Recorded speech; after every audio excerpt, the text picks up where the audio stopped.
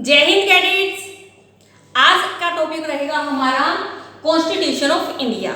आज के टॉपिक में हम भारतीय संविधान के बारे में डिस्कस करेंगे। जो हमारा भारतीय संविधान है इसको बनने में 2 ईयर 11 मंथ 18 डेज लगे। कितना टाइम लगा हमारा? 2 साल 11 महीने 18 दिन। ये हमारा बनकर तैयार हुआ 26 नवंबर 1949 को। 26 नवंबर 1949 को बनकर तैयार हुआ और इसी दिन को 26 नवंबर को हम कॉन्स्टिट्यूशन डे या फिर हम अपना संविधान दिवस के रूप में सेलिब्रेट करते हैं, मनाते हैं। अब इसको लागू कब किया गया? जो हमारा संविधान बनकर तो तैयार हो गया था नवंबर में, 26 नवंबर 1949 को। इसको लागू किया गया 26 जनवरी 1950 को। 26 जनवरी 1950 को इसे लागू किया गया और हमारा देश गणतंत्र बन गया, यानी रिपब्लिक कंट्री। तो आपने दोनों डेट को ध्यान में रखना है, 26 नवंबर कॉन्स्टिट्यूशन डे और साथ में 26 जनवरी रिपब्लिक डे। अब बात करते हैं हम सबसे पहले प्रेम्बल की, प्रस्तावना। जो हमारे कॉन्स्टिट्यूशन की प्रेम्बल है वो हमारे संविधान की एक झलक दिखाती है कि हमारा संविधान कैसा बना है, हमारे संविधान में क्या होगा।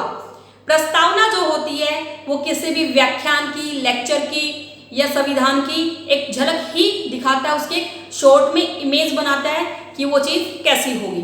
तो हमारा जो प्रेम्बल है हमारे कॉन्स्टिट्यूशन की, वो इतने अच्छे से एक्सप्लेन की हुई है, बनाया हुआ उसको एक कम शब्दों में बहुत सारी चीज़ बता दी गई है कि हमारा देश क्या है। हमारा देश संप्रभुत्व देश है, यानी हमारा देश के ऊपर किसी दूसरे देश का शासन नहीं है, हमारा अपना ही शासन है और हम किसी दूसरे देश के अधीन नहीं हैं। हमारे अपने निर्णय हमारे अपने होते हैं, हमारे अपने खुद के डिसीजन हैं। सोशलिस्ट समाजवादी, हमारा देश एक समाजवादी देश होगा। जो हमारे देश के धन संपदा के साधन है उनके ऊपर किसी एक व्यक्ति का अधिकार नहीं होगा, वो सभी के लिए समान होंगे। सेक्युलरिज्म, धर्मनिरपेक्ष, हमारा देश एक धर्मनिरपेक्ष देश होगा। सभी धर्मों को समान रूप से पनपने और उनको तरक्की करने की और उनको प्रोग्रेस करने की सबको अपॉर्चुनिटी मिलेगी। डेमोक्रेटिक, लोकतांत्रिक, हमारा देश एक लोकतंत्र देश रहेगा। इसमें लोगों के द्वारा चुनी हुई सरकार ही हमारे आगे जो हम सरकार ही काम करेगी। जो हमारे लोग हैं लोगों के द्वारा, लोगों के लिए ही चुने हुए लोग होंगे। रिपब्लिक, रिपब्लिक मीन्स हमारे ऊपर जो शासक होगा वो डायरेक्ट या इनडायरेक्ट वे से जनता के द्वारा ही चुना होगा। जस्टिस, न्याय के सामने सभी लोग समान होंगे, उनके कोई जाति पाति धर्म या लिंग के आधार पर कोई भेदभाव नहीं किया जाएगा। लिबर्टी, आज़ादी होगी हमें हर तरीके से अपने विचार रखने की, कहीं भी आने जाने की, घूमने की, और ये आज़ादी भी सबको बराबर मिलेगी, किसी को कोई बाउंड नहीं किया जाएगा। इक्वलिटी और बराबरी, सभी को समानता का दर्जा मिलेगा, सभी लोग समान होंगे, किसी तरह का कोई भेदभाव नहीं होगा और सभी लोग आपस में मिलजुल कर रहेंगे, भाईचारे की भावना को बढ़ावा देंगे और आपस में इस भावना को और ऊपर लेकर जाएंगे। ये हमारी प्रेम्बल में, हमारी प्रस्तावना में लिखा हुआ है और हम इसी को फॉलो करते हैं। संविधान की प्रस्तावना बहुत ज़्यादा मायने रखती है। अब बात करते हैं हम अपने फंडामेंटल राइट्स एंड ड्यूटीज। सबसे पहले फंडामेंटल राइट्स, हमारे मौलिक अधिकार। मौलिक अधिकार वो अधिकार हैं जो संविधान में आम जनता के लिए, सभी के लिए लिखे हुए हैं और वो अधिकार सबको बराबर मिलेंगे, समान रूप से मिलेंगे, किसी तरीके से कोई भेदभाव नहीं होगा, न जाति के आधार पर भेदभाव होगा, न धर्म के आधार पर भेदभाव होगा, न लिंग के आधार पर भेदभाव होगा। जो ये हमारे फंडामेंटल राइट्स हैं, मौलिक अधिकार, इनके ऊपर कोई स्टेट, जो हमारे स्टेट बने हुए हैं उनका कोई इंटरफेरेंस नहीं होता, वो कोई हस्तक्षेप नहीं कर सकते और इन अधिकारों को कोई समाप्त नहीं कर सकता। अब देखिए सबसे पहले राइट टू इक्वलिटी, ये हमारे आर्टिकल में लिखे हुए हैं। हमारे जो संविधान में आर्टिकल लिखे हुए हैं, आर्टिकल क्या होता है? अनुच्छेद। हमारे कितने आर्टिकल लिखे हुए हैं हमारे संविधान में? 448 आर्टिकल्स लिखे हुए हैं। जो हमारा ये समानता का अधिकार है ये आर्टिकल 14 to 18 में लिखा हुआ है। इसमें सभी लोग समान होंगे, सभी को नौकरियों के समान अवसर प्राप्त होंगे, किसी तरह का कोई भेदभाव नहीं होगा। राइट टू फ्रीडम, स्वतंत्रता का अधिकार, सभी लोग स्वतंत्र होंगे कहीं भी अपने विचार रखने की, समूह बनाने की, ग्रुप बनाने की, सभाएं करने की, मीन्स मीटिंग्स करते कई बार बड़ी, और आप एक बड़े ग्रुप में लार्ज स्केल के ऊपर इकट्ठे होते हैं, अपने विचार किसी भी प्लेटफॉर्म पे रखते हैं, कहीं घूमने फिरने की हर तरीके से आपको आज़ादी होगी। ये आर्टिकल 19 to 22 तक है, इसमें लिखा हुआ है। अब आता है राइट टू अगेंस्ट एक्सप्लॉयटेशन, शोषण के विरुद्ध अधिकार, ये हमारा लिखा हुआ है आर्टिकल 23 to 24। अब इस शोषण के विरुद्ध जो अधिकार है अगेंस्ट एक्सप्लॉयटेशन, इसमें क्या है कि हम जो पहले होता था खरीद फरोख्त करना इंसानों की, नौकरों की, जो कहीं भी कहीं से लोगों को पकड़ते और उनको गुलाम बनाकर नौकरी करने के लिए बेच देते, इस तरह की कोई खरीद फरोख्त नहीं हो सकती। साथ में यदि कोई कहीं पर काम कर रहा है, उसका मेहताना उसको देना है, उसके पैसे उसको दिए जाएंगे, उनसे कोई फ्री में काम नहीं करवा सकता। साथ में जो 14 ईयर से कम एज के जो बच्चे हैं उनसे कोई काम फिजिकली काम नहीं ले सकते, जैसे कहीं उनको किसी मजदूरी काम करवाते हैं, कुछ भी करवाते हैं। ये शोषण के विरुद्ध अधिकार हमारा दिया हुआ है, इसके ऊपर कंप्लेंट होने पर एक्शन हो जाते हैं। फिर फ्रीडम ऑफ रिलीजन, धार्मिक स्वतंत्रता, सभी लोगों को स्वतंत्रता है किसी भी धर्म को अपनाने की, अपने धर्म को तरीके पर ले जाने की, अपने धर्म का प्रचार करने की और अपने धर्म से संबंधित सभी त्योहारों को धूमधाम से मनाने की आज़ादी दी गई है। इसमें किसी तरीके की कोई बाउंडेशन नहीं है कि एक धर्म को ज़्यादा फ्रीडम दी गई है, दूसरे धर्म को कम दी गई है। फिर है आपका कल्चर एंड एजुकेशनल, आपकी सांस्कृतिक आपको अधिकार दिया गया है अपनी संस्कृति को बनाए रखने के लिए, अपनी संस्कृति के उत्थान के लिए, बचाव के लिए आप कार्य कर सकते हैं, आप कोई भी काम कर सकते हैं जो संवैधानिक तौर पर सही है। और आप एजुकेशनल जो आपको राइट्स मिले हैं, आप ओवरऑल इंडिया में कहीं भी किसी भी इंस्टीट्यूट में अपनी क्वालिफिकेशन के अकॉर्डिंग एडमिशन ले सकते हैं, कोई आपको मना नहीं कर सकता, आपको शिक्षा के अधिकार से वंचित नहीं कर सकते। आपको बिना किसी भेदभाव के, भेदभाव बताएं किस आधार पर होते हैं हमारे, जाति, धर्म और लिंग के आधार पर ही भेदभाव होते हैं। बिना किसी भेदभाव के आप अपने कल्चर को डेवलप कर सकते हैं और अपनी एजुकेशन ले सकते हैं। फिर उसके बाद हमारी रेमेडीज हैं। मान लो कई बार हमारे इन अधिकारों का हस्तक्षेप हो जाता है, इन अधिकारों के लिए कोई छीनने की कोशिश करता है या हमारे इन अधिकारों के लिए हमें दबा दिया जाता है, तो हमारा जो ये अधिकार है जो आर्टिकल 32 में लिखा हुआ है, इसके थ्रू हम क्या करते हैं, अपने इन सभी संवैधानिक जो हमारे मौलिक अधिकार हैं इनको प्राप्त कर सकते हैं, कोई हम इनसे छीन नहीं सकता। ये तो थे हमारे मौलिक अधिकार जो हमें हमारे संविधान ने दिए, लेकिन साथ में हमें अपनी कुछ लिमिटेशंस समझनी है। लिमिटेशन का मतलब ये है कि यदि आपको स्वतंत्रता का अधिकार है, ये कुछ टाइम ऐसा होता है कई बार कि जब इन अधिकारों को सीमित किया जा सकता है या इनको कुछ समय के लिए समाप्त भी किया जा सकता है। अब देखिए, समानता का अधिकार शायद कभी समाप्त ना हो, लेकिन जैसे हमारा स्वतंत्रता का अधिकार है, स्वतंत्रता के अधिकार में हमने अपनी कुछ लिमिटेशन समझनी है कि हम अपने विचार एक प्लेटफॉर्म के ऊपर रख सकते हैं, लेकिन हम कोई देश विरोधी विचार व्यक्त नहीं कर सकते। हम अपने ग्रुप बना सकते हैं, लेकिन दंगे फसाद करने के लिए हम ग्रुप नहीं बना सकते। हम सभाएं कर सकते हैं, लेकिन देशद्रोह के लिए हम सभाएं नहीं कर सकते। हमें इन चीज़ों को ध्यान में रखना है।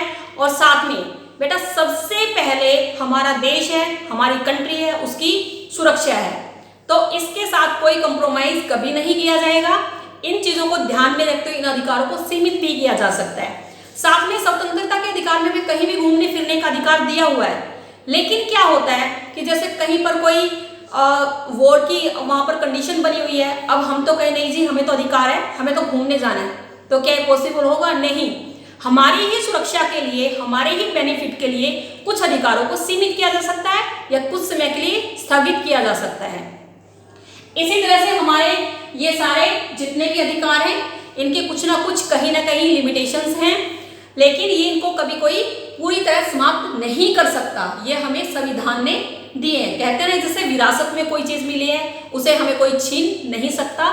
ये हमें विरासत में मिले हुए, हमारे संविधान से मिले हुए हमें हमारे अधिकार हैं। अब ये तो बात हो गई हमारे अधिकारों की। अधिकार तो हमें मिल गए, क्या हमें अपनी ड्यूटीज के बारे में पता है? हमारे कुछ कर्तव्य भी हैं। जहां संविधान ने हमें हमारे फंडामेंटल राइट्स दिए हैं, वहीं हमारी कुछ फंडामेंटल ड्यूटीज भी दी हुई है।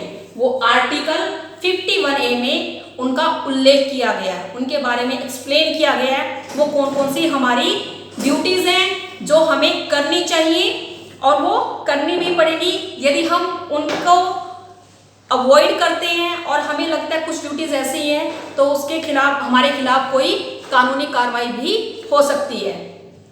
जब हमें अधिकार चाहिए तो हमें अपने कर्तव्यों का भी पालन करना चाहिए। 51A में हमारी 11 ड्यूटीज को मेंशन किया हुआ है। वो ड्यूटीज कौन सी, सुनिए आप ध्यान से। संविधान का पालन करना, जो संविधान के आदर्श है, संस्थाएं हैं, उनका सम्मान करना, और जो हमारा नेशनल एंथम है, नेशनल सॉन्ग है और नेशनल फ्लैग, इनकी रिस्पेक्ट करना।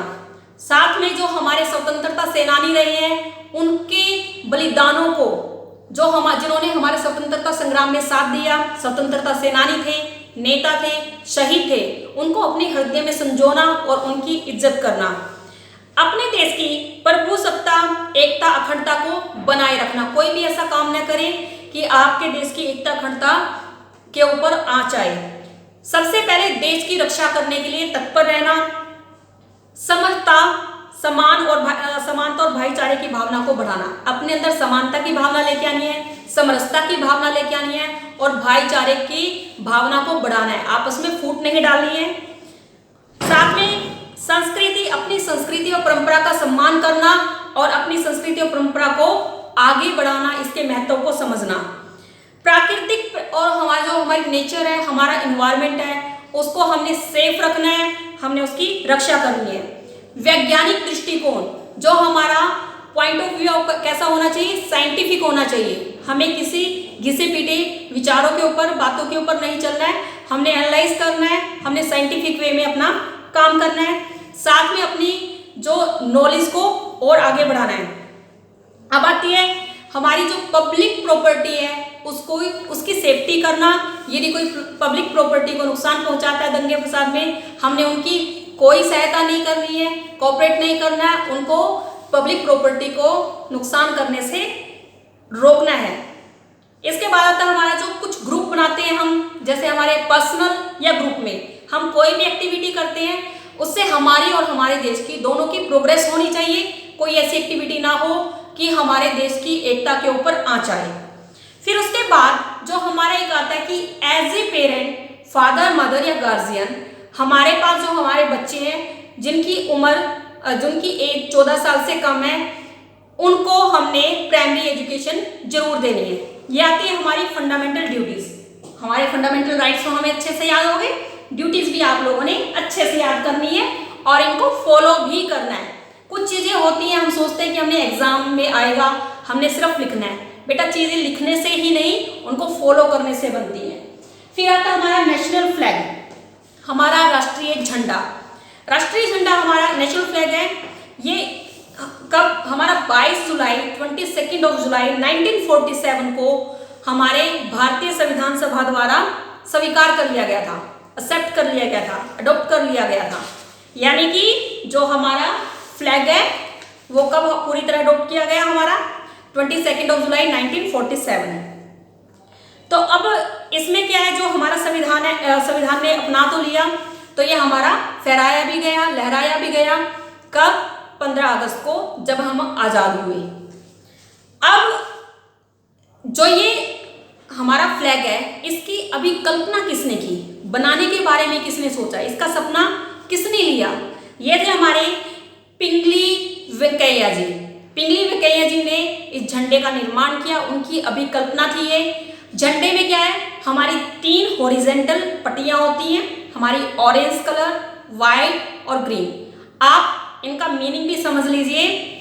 जो केसरिया बल देने वाला, सफेद है सच्चाई का, हरा रंग है हरी हमारी खेती की अंगड़ाई का, चक्कर हमारा यह कहता है सदा ही कदम बढ़ाए जा। यानी हमारा जो चक्कर, अशोक चक्कर बना, वो क्या कहता है कि हमेशा आप प्रोग्रेस करें। ये हमारे पट्टियां, हॉरिजेंटल पट्टियां होती हैं। और ये हमारा फ्लैग हमेशा लहराता रहता है। हमारे फ्लैग के बहुत सारे रूल्स होते हैं, कब कहाँ लहराना है, कब इसको उतारना है, और हमने इसकी रिस्पेक्ट करनी है। कभी फ्लैग हमारे पैरों में नहीं आना चाहिए, कभी नीचे नहीं गिरना चाहिए। और आप फ्लैग के बारे में क्या सोचते हैं कि हमेशा इसको सैल्यूट करें जब भी आप देखें, और इसकी रिस्पेक्ट करें। अब फ्लैग के बाद आता है हमारा नेशनल एम्बलम, हमारा राष्ट्रीय चिन्ह। राष्ट्रीय चिन्ह हमारा कहाँ से लिया गया? वाराणसी में जो हमारा सारनाथ की लाट है, वहां से अशोक स्तंभ से हमारा नेशनल एम्बलम राष्ट्रीय चिन्ह लिया गया है। जो हमारा ये स्तंभ है अशोक स्तंभ, इसमें क्या होता है कि 4 एशियाई शेरों की मूर्ति बनी होती है। इसमें 4 एशियाई शेर हैं। इसमें एक दिखाई नहीं देता, 3 दिखाई देते हैं हमें। और इसमें क्या है, एक नीचे राउंड बना होता है स्तंभ के, जो ऊपर शेरों की मूर्ति के नीचे एक राउंड बना है, बीच में एक चक्कर बना हुआ है। चक्कर के साथ क्या है, एक हाथी बना हुआ है, इस साइड में एलिफेंट है, और एक वेस्ट साइड में क्या है, बैल बना हुआ है, पश्चिम दिशा में बैल है, साउथ में हॉर्स बने हुए घोड़े हैं, और जो हमारा नॉर्थ साइड है, उत्तर दिशा, उसमें एक शेर बना हुआ है। ये हमारा नेशनल एम्बलम है। इसके बाद आते हैं नेशनल एंथम। नेशनल एंथम को पहली बार कब गाया गया? ये गाया गया था एक कांग्रेस के अधिवेशन में, कलकत्ता में कांग्रेस का अधिवेशन हुआ था, तो 1911 में 1911 में ये गाया गया था वहां पर उनके अधिवेशन में। और उसके बाद ये 24 जनवरी 1950 को इसको हमने पूरी तरह नेशनल एंथम को स्वीकार कर लिया था, और उसके बाद से हमारा ये नेशनल एंथम गाया जाने लगा। हाँ, इसकी डेट यही है, 24 जनवरी 1950 को इसे गाया जाने लगा। अब आते हैं हम नेशनल सॉन्ग। जो हमारा नेशनल एंथम है, किन्होंने लिखा था? ये रविंद्रनाथ टैगोर जी ने लिखा था। और जो हमारे नेशनल एंथम की लाइन है वो क्या है? जन गण मन अधिनायक, जय हे भारत भाग्य विधाता। नेशनल सॉन्ग लिखा था हमारा वंदे मातरम, बंकिम चंद्र चटर्जी ने। ये भी हमारे बंगाली गुरु ही थे, इन्होंने हमारा नेशनल सॉन्ग लिखा। और ये नेशनल सॉन्ग पहली बार कांग्रेस के अधिवेशन में 1896 में गाया गया था। और इस सॉन्ग ने, नेशनल सॉन्ग ने, वंदे मातरम ने पूरे जन को, पूरे देश को एकता के सूत्र में बांध दिया था आज़ादी के लिए। इसके बाद आते हैं हमारे कुछ नेशनल सिंबल्स। नेशनल सिंबल में हमारा सबसे पहले बर्ड, नेशनल बर्ड कौन सा है हमारा? पीकॉक। एनिमल कौन सा है हमारा? टाइगर। हमारे गेम कौन सा है? National game hockey. और हमारा ट्री क्या है? Banyan tree. फ्लावर है हमारा लोटस। फ्रूट है हमारा मैंगो। करेंसी कौन सी है? रुपीज। तो आपने आज पढ़ा अपने कॉन्स्टिट्यूशन के बारे में, अपने प्रेम्बल के बारे में। आपकी प्रस्तावना क्या है संविधान की? हमारे फंडामेंटल राइट्स, फंडामेंटल ड्यूटीज, हमारा नेशनल एंथम, नेशनल सॉन्ग, हमारे नेशनल एम्बलम, और साथ में नेशनल फ्लैग के साथ साथ हमारे अदर सिंबल्स।